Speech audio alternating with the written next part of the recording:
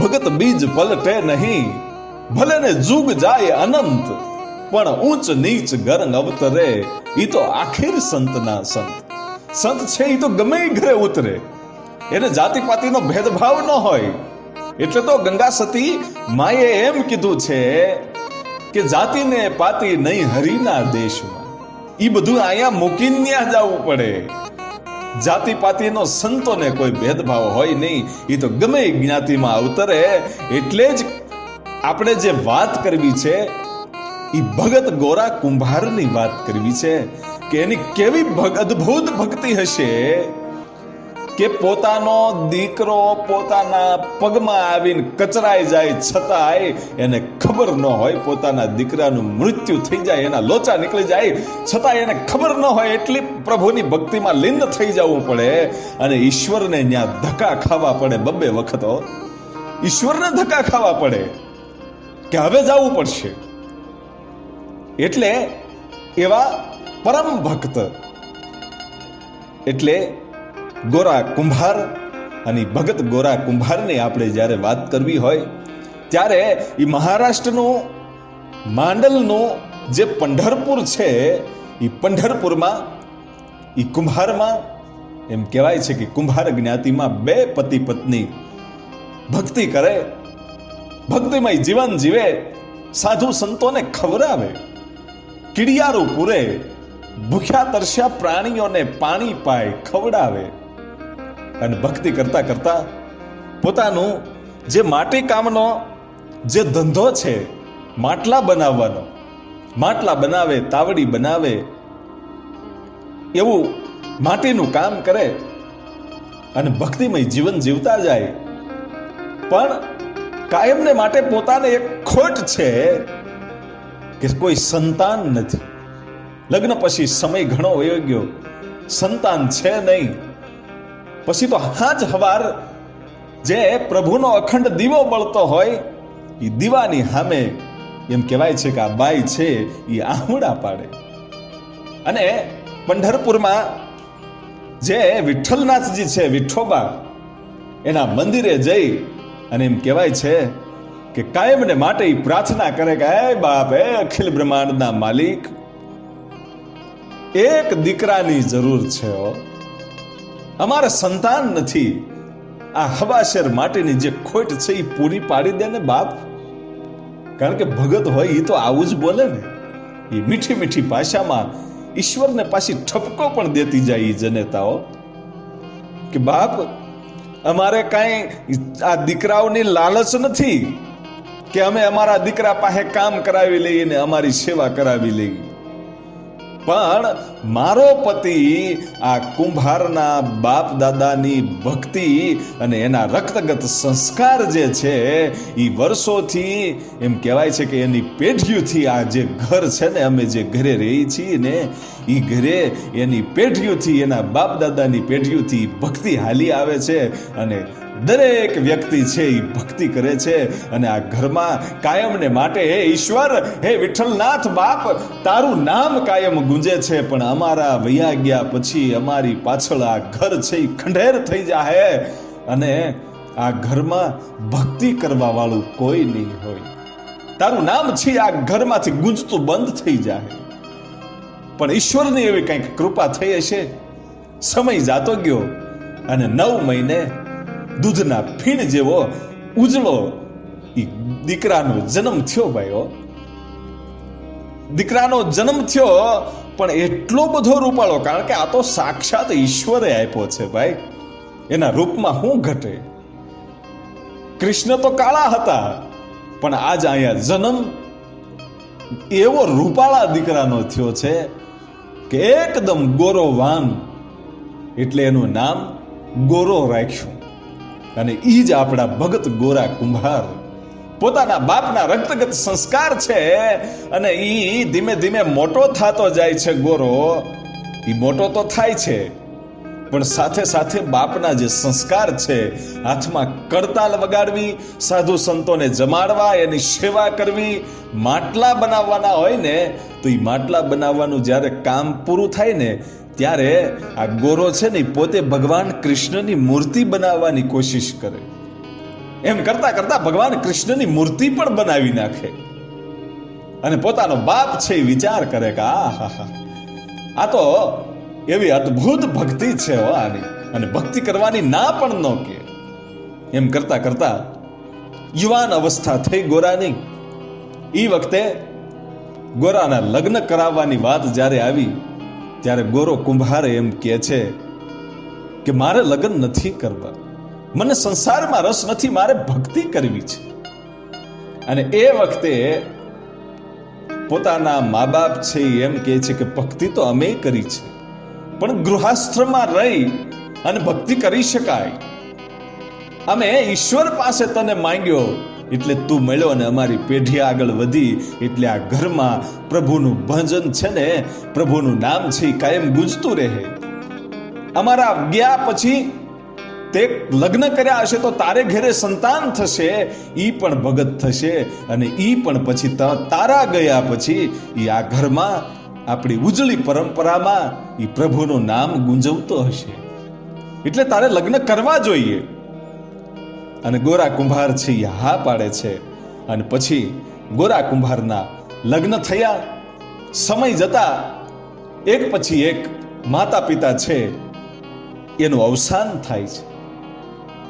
અવસાન થયા પછી ગોરો કુંભાર અને પોતાના પત્ની, અને પત્ની પણ એવી ભાઈ આવી છે, સુંદર તો છે જ, પણ પોતાનું હૃદય પણ એટલું સુંદર છે કે પોતાના પતિ ગોરા કુંભારની ભક્તિમાં એટલી મદદ કરાવે અને પોતે પણ એટલી ભક્તિ કરે, સાધુ સંતોને જમાડે.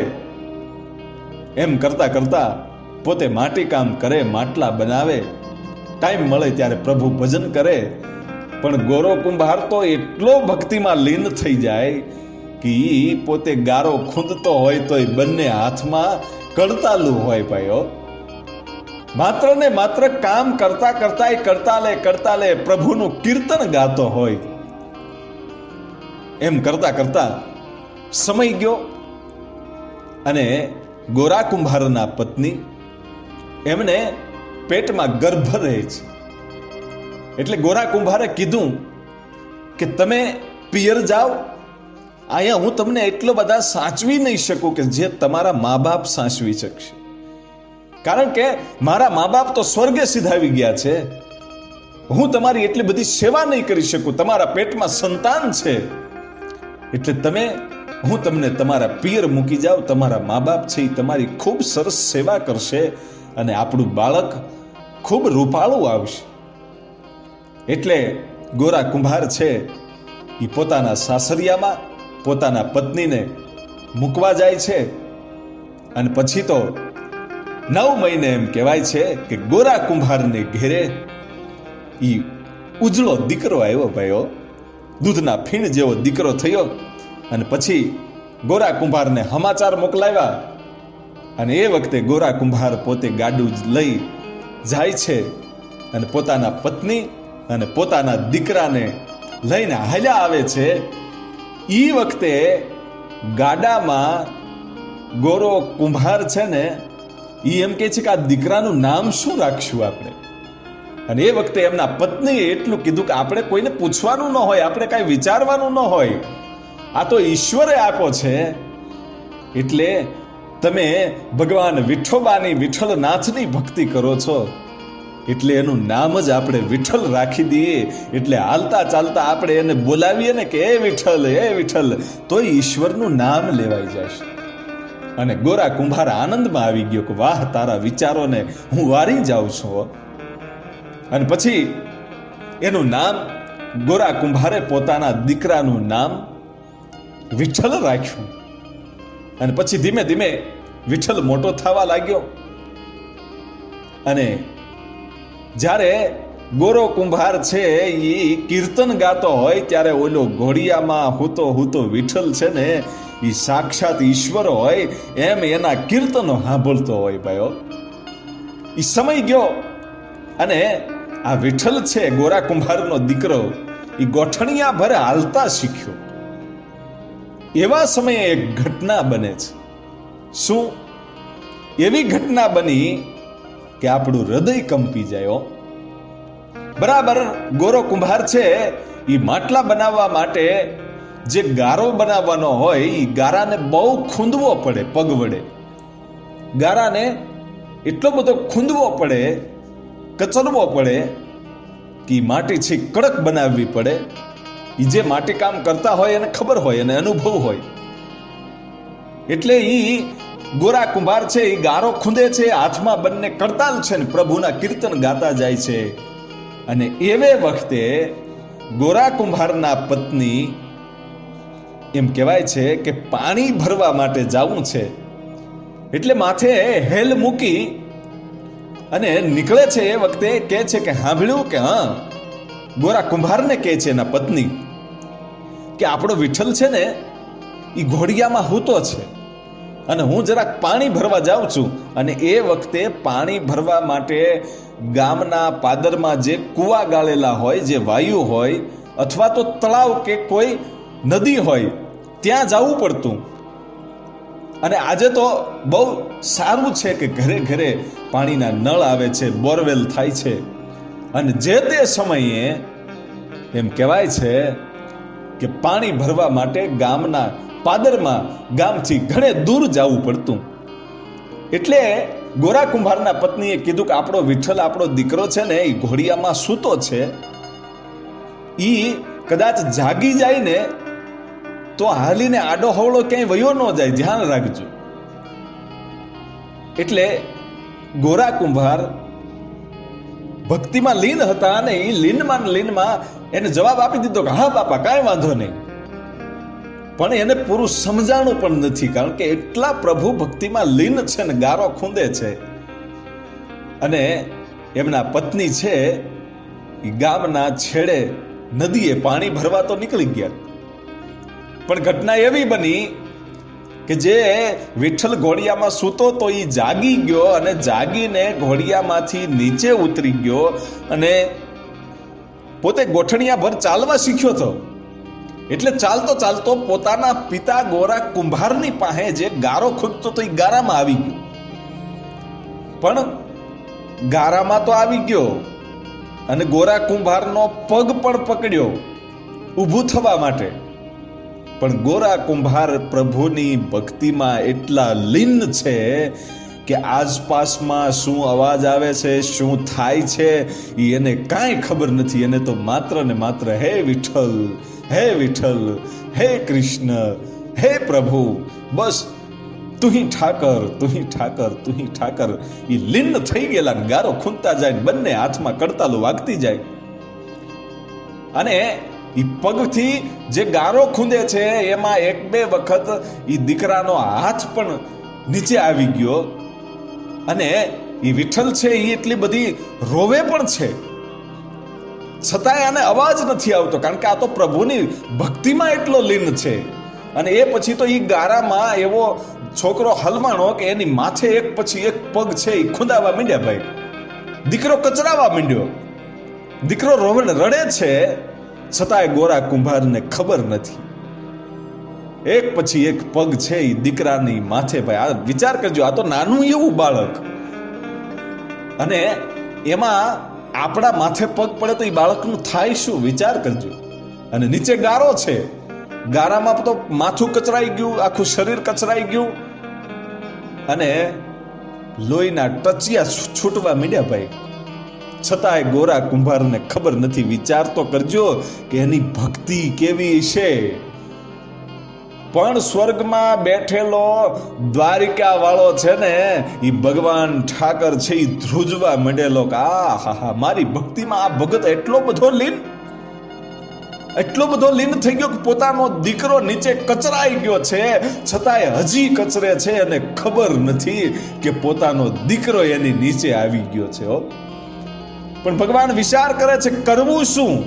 અહીંયા તો છોકરો છે એ ચુંદાઈ ગયો છે, લોહી નીકળી ગયા છે, એને પ્રાણ પંખીડું છે એ નીકળી ગયું તું દીકરાનું, છતાંય આ તો ખૂંદે જ છે. અને એમાં એમના પત્ની આવ્યા એટલે ઘોડિયામાં જોયું કે ઓહો, વિઠ્ઠલ તો નથી. વિઠ્ઠલ નથી એટલે જોયું કે આ ભગત છે એ તો ભક્તિમાં લીન છે. એક બે વખત સાદ પાડ્યો પણ એને સાંભળ્યું નહીં. ગોરા કુંભારે. એટલે એમ થયું કે કદાચ ઘરની બારો નીકળી ગયો છે. આજુબાજુના પાડોશીને પૂછ્યું કે વિઠ્ઠલને ક્યાંય જોયો તો, વિઠ્ઠલને કઈ જોયો? લોકો કહે છે કે નહીં, હમણાં રડતો તો એ અમને ખબર છે, અને ઘરે જ રડતો તો, પણ બારો નીકળ્યો હોય એવી ખબર નથી. આજુબાજુના માણસો છે ભેગા થઈ ગયા અને કીધું કે કુંભાર ભગત તો ગારો ખૂંદતા હોય એવું લાગે છે ને. તો એને નહીં ખબર હોય કે એને પૂછ્યું પણ કાંઈ એને સાંભળ્યું નહીં, ભક્તિમાં લીન હોય એવું લાગે છે. પછી તો માણસો અહીંયા આવ્યા અને ભગતને ભક્તિમાંથી જગાડ્યા અને કીધું કે તમે વિઠ્ઠલને જોયો છે? વિઠ્ઠલ હમણાં રોતો તો. કે ના બાપા, મને તો કાંઈ ખબર નથી, હું તો ભક્તિમાં લીન છું. હજી એટલી વાત થાય છે કે હું તો ગારો ખૂંદું છું ને ભક્તિ કરતો જાઉં છું. અને ગારાની જ્યારે વાત આવી ત્યારે ગોરા કુંભારના પત્નીની નજર છે એ નીચે ગારામાં ગઈ અને જોયું ને તો દીકરાનો પગ દેખાણો પાય. અને ત્યાં તો જટ જઈ અને ગોરા કુંભારને કે એકદમ પગ હટાવો. અને જોયું ત્યાં પોતાનો દીકરો છે ચૂંદાઈ ગયો તો ભાઈ. અને માણસો છે જોઈ રહ્યું તો આ હા કે પોતાનો દીકરો તમારા પગમાં આવી ગયો અને એને ચૂંદી નાખ્યો, છતાંય તમને ખબર ન રહી. આવી ભક્તિ! અરે આ તારી ગાંડી ભક્તિ કરતા તો એમણા હારા છે. અને પોતાનો દીકરો જે જનેતાએ ખોઈ નાખ્યો હોય, જે જનેતાનો દીકરો ગુજરી ગયો હોય, એ તો એ વેદનાની એમ કહેવાય છે કે એ માને જ ખબર હોય. મોઢે બોલું માં, પછી હાચે નાનપણ હાભરે, અરે મોટપ કેરી બધી મજા હવે કડવી લાગે કવિ કાગ કે. માં ઈ માં છે.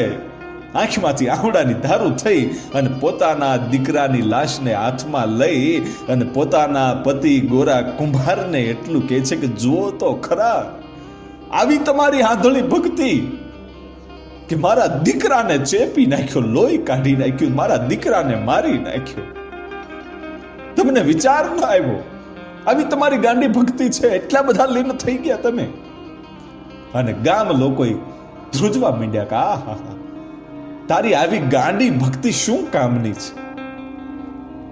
અને એ વખતે ગોરા કુંભારની આંખોમાંથી આહુડા પડ્યા અને પ્રભુની સામે, આમ આકાશની સામે મીટ માંડીને એટલું કીધું કે એ ઈશ્વર, એ ઠાકર, તારી ભક્તિનું આ પરિણામ, તે દીધેલો તે પાછો લઈ લીધો. તારી ભક્તિમાં હું એટલો લીન થઈ જાઉં છું, મને કઈ ખબર રહેતી નથી, તો એનું પરિણામ તે આ આપ્યું.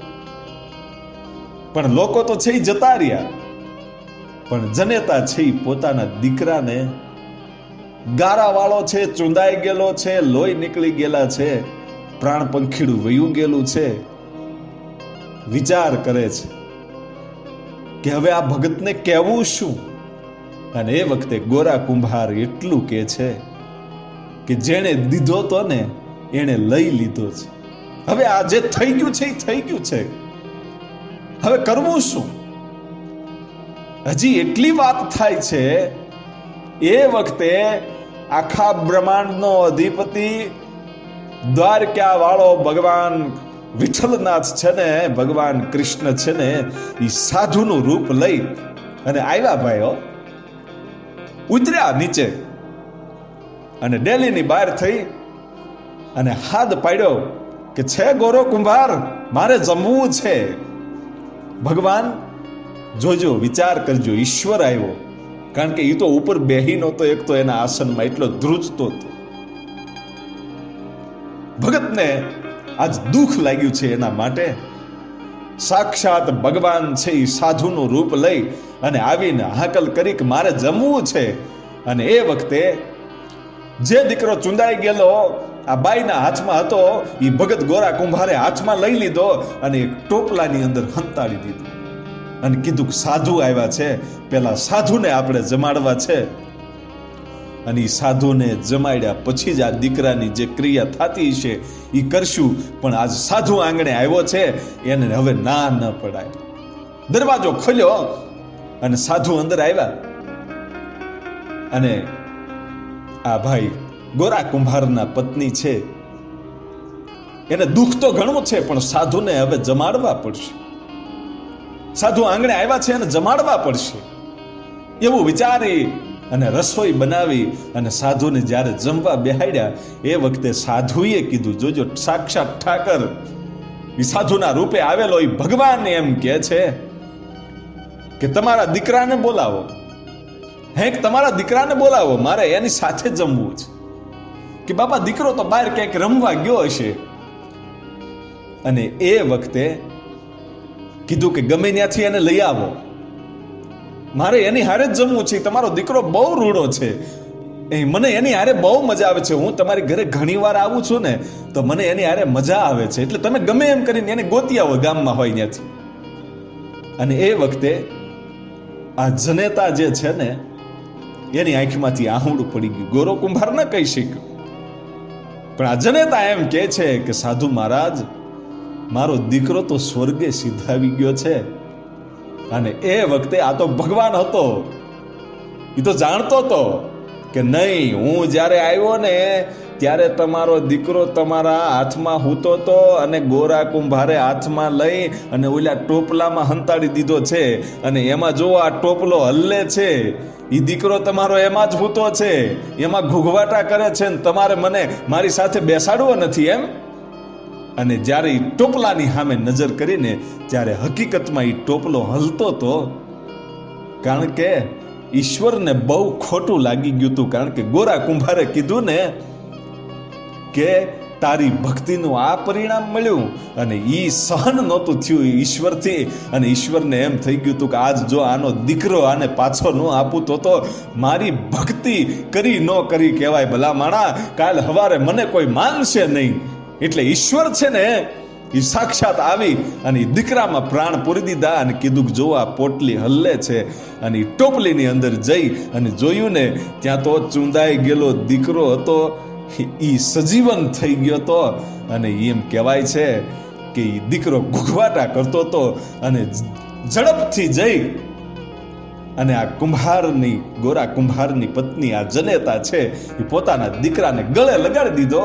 અને અહેસાસ થયો કે આ દીકરો ચૂંદાઈ ગયેલો હતો, આ દીકરાની અંદર પ્રાણ નહોતા અને અત્યારે ઘૂઘવાટા કરે છે. તો આ સાધુનો પ્રતાપ છે. અને આ કોઈ સાધુડો ન હોય, આ તો સાક્ષાત ઈશ્વર જ હોય, બાકી બીજું કોઈ ન હોય. એમ કરી અને સાધુના દર્શન કરવા માટે હમણાં દોડીને એના પગમાં પડી જાવ એવો જ્યારે વિચાર કરીને પાછા વળ્યા, એ વખતે એ સાધુ છે એ અદ્રશ્ય થઈ ગયા હતા, ઈશ્વર અદ્રશ્ય થઈ ગયા હતા.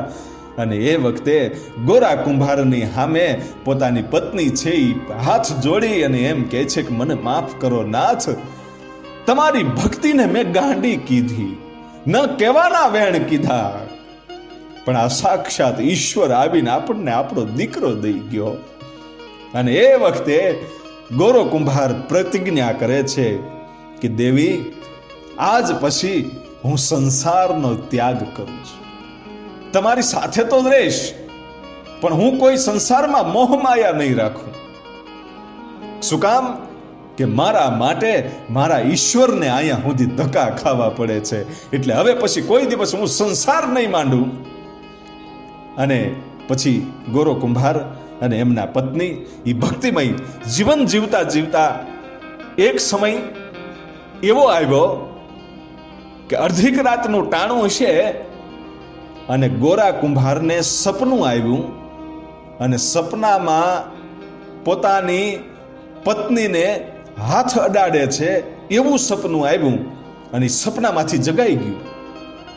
અને પછી આખી રાત ઊંઘ ન આવી કે મેં તો સંસાર માંડવાનું ત્યાગી દીધું છે, સંસારને છોડી દીધો છે, છતાંય મને આવું સપનું કેમ આવ્યું કે હું મારી પત્નીને હાથ અડાડું છું.